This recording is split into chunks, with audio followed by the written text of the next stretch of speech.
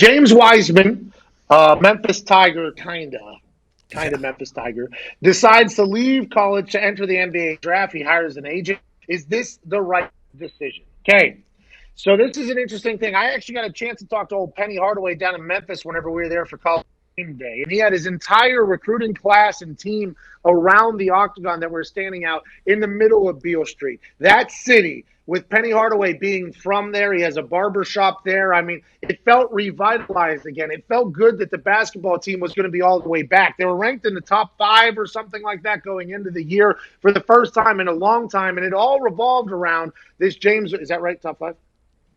Top five. You get it. They were ranked very good for the first time in a long time. And it all revolved around this non-recruit, James Wiseman, who just so happened to be from Memphis or went to high school in Memphis. Now, as the NCAA did what the NCAA does, which is investigate things that they shouldn't investigate and try to ruin lives that they shouldn't try to ruin, they suspended him because back in the day, Penny paid for this kid to move to high school in Memphis to get a better high school operation, to set his family up for a potential much more fulfilling future. Penny Hardaway was then deemed a booster, which means he took care of James Wiseman, which means you can't do that in the NCAA size. So they suspended the kid for like 19 games or something.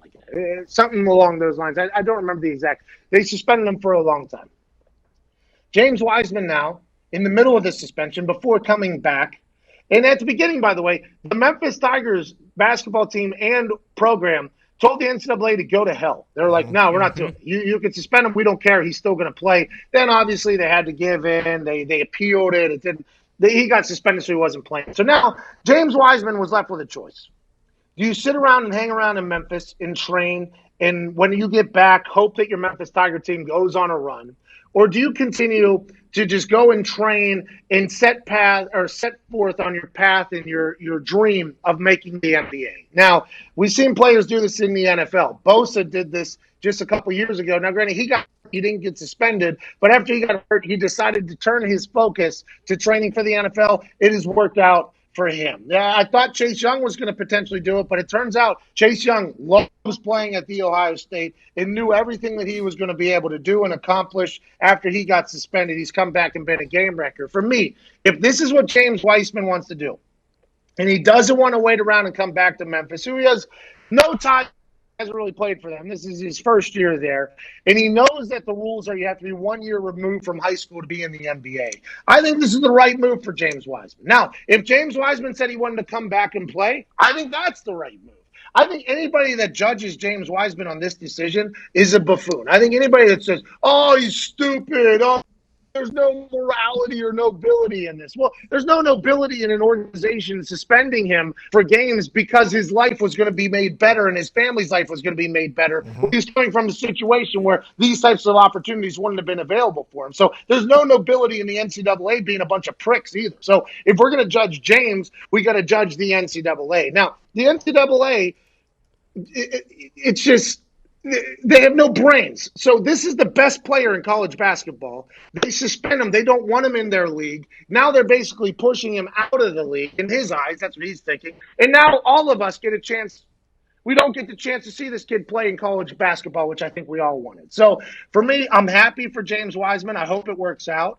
I'm happy for this agent, by the way, who sunk his teeth into this kid this early and got him to quit school. I mean, I'm not happy. That was all sarcasm. I think that's kind of ridiculous. But if James Wiseman wants to be in the NBA, and James Wiseman is going to be the number 1 pick in the NBA draft, why waste your time only playing in a division and in a conference and in a league for a ruling body that doesn't really appreciate or respect you? I think this is the right move by James Wiseman. I'm happy for him. And I hope he goes number 1 in the NBA draft. I hope he does well, and I hope he goes on to make millions and millions of dollars. And anybody that says anything different, I think are just idiots. Yeah. Well, hello there. Utilize the promo code PAYTHEBILLS and get $20 off your first order from SeatGeek. Now, back to the magic. And very well said. And the biggest issue is that his hands were tied. Like, he had no choice. He only played 3 games at Memphis, averaged 20 points and 11 rebounds. They basically just stole an entire year for him because they were saying, well, Memphis should have known coming in that there were going to be these kind of allegations.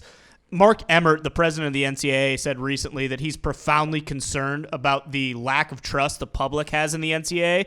And I wonder if that's because situations like this are coming out now and you got guys going overseas and they're still top 5 picks in the NBA draft, or if it's because people have been calling him a tone-deaf ass clown for the last 20 years, and he's finally he just can't handle it anymore.